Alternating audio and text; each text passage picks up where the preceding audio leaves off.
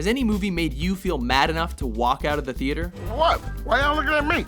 Welcome to WatchMojo.com, and today we'll be counting down our picks for the top 10 worst Hollywood movies of 2013. What? For this list, we've picked the least satisfying Hollywood releases of 2013 for our countdown.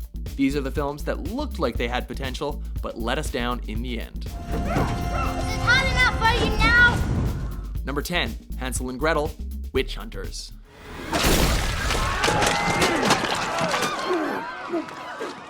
We all know this story, at least we think we do. Following the recent modernized fairy tale trend, Hansel and Gretel are bounty hunters who, shockingly enough, hunt down witches. Uh-oh. That's weird. That's so weird. Even with Jeremy Renner and Gemma Arterton as the title ass-kickers, and Famke Janssen as the head witch, this movie fails as a dark comedy, as a horror film, and as an action flick, thanks to its flat characters, ridiculous script, and very tedious plot. Whatever you do, don't eat the f***ing candy.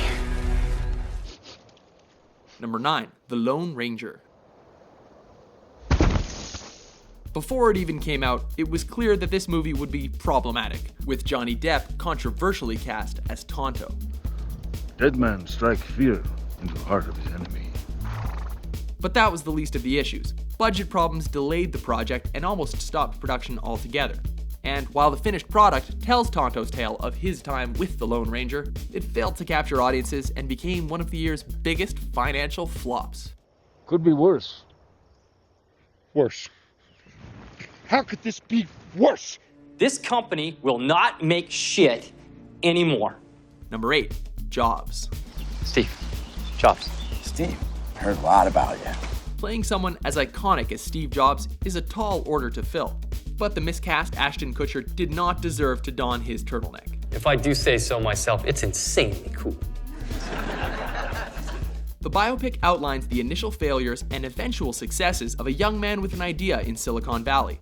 But the script is so bland that it sounded like an iPhone manual. Excuse me, just boards. These are state of the art. The logic boards alone are. Nobody's making anything like this. They're what? How dare you? However, ultimately, Kutcher made no sense as Jobs, and that's hard to get past. Because the people who are crazy enough to think they can change the world are the ones who do. You can join the R.I.P.D. Number 7, R.I.P.D. The R.I.P.D. Rest in Peace Department.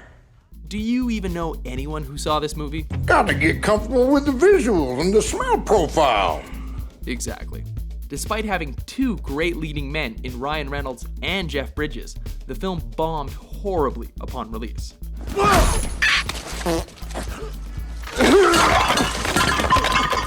The story focuses on Bridges' character as an undead gunslinger from the Wild West who teams up with a young cop to stop evil beings from attacking Earth.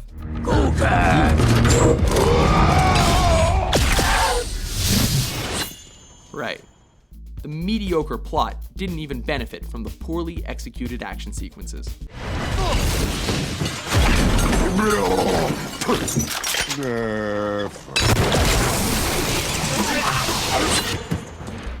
Number 6, The Host.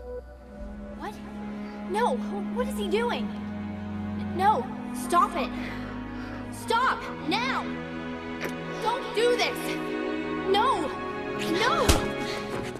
There's only so much we can really expect from a movie based on a book written by the author of Twilight. But this one looked a bit better. No, kiss me like you want to get slapped. Described as a sci-fi thriller, the movie is centered on a young girl who has an alien injected into her body as she fights for control. Sounds cool enough, but the film fails to pick up on any of the complex themes. What you're doing is wrong, and you know it. Instead, it chooses to sound like a 15-year-old girl's diary entry. So now he believes it too. It doesn't help anyone. Knowing I'm a prisoner in here just hurts them more. Number 5, The Big Wedding. You do speak English, don't you? No, actually I don't. Oh, I see. Despite its star-studded cast, there was just so much wrong with this movie. Let's start with the ridiculous plot that has Robert De Niro and Diane Keaton having to pretend to be married in order to appease their adopted son's birth mother at his wedding. If those two are still married, then what does that make me? My concubine? Then there are the often offensive jokes about minorities. He just graduated from Harvard. Him and half of China. Or how about the awful sex jokes that sound like a 13-year-old wrote them? It's just all bad. At least no one will ever forget it. Number 4, A Good Day to Die Hard. Dad? We were pretty much always in the mood for another movie in this acclaimed franchise. But then we saw this one and changed our minds. Do you think I understand a word you say? This installment is a very, very distant cousin of the original action-packed film. John McClane travels to Russia to rescue his son, only to find out he's a CIA agent. This is it. You're a spy. Oh my God. 007 of Plainfield, New Jersey. The plot sounds okay, but there's no on-screen magic and everything falls flat in a major way.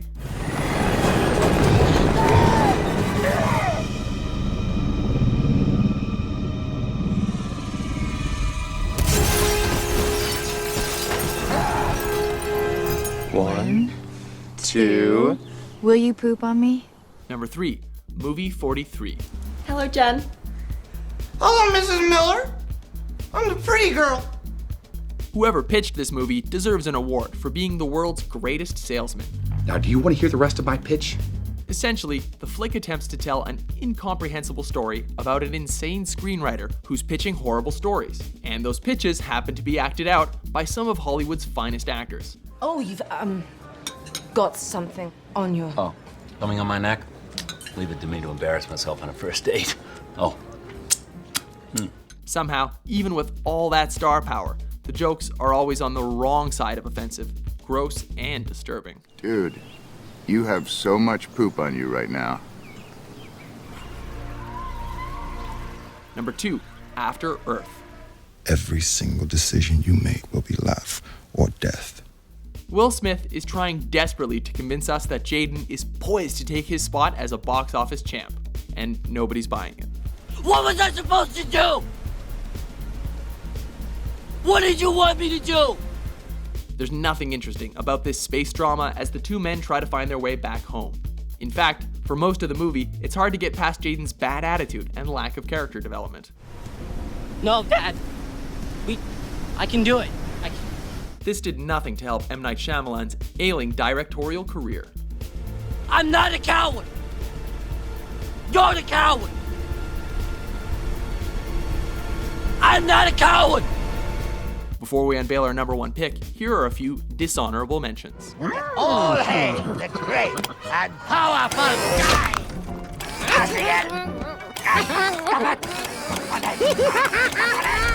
You have no idea. I'm not afraid of you. You should be. I can't stop loving you. They always say that when they're saying goodbye. I'm not saying goodbye. Except Charles, I'll give him that. Don't bring him into it. Why not? We belong with him now.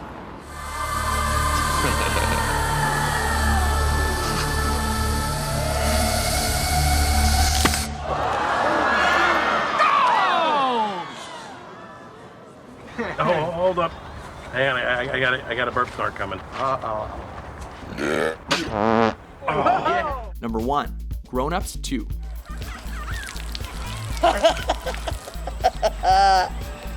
Summertime. In his heyday, Adam Sandler gave us plenty of hilarious characters, and that's why, even after some huge disappointments, we're generally willing to give him a chance. But then he comes out with something like this, and we wonder why.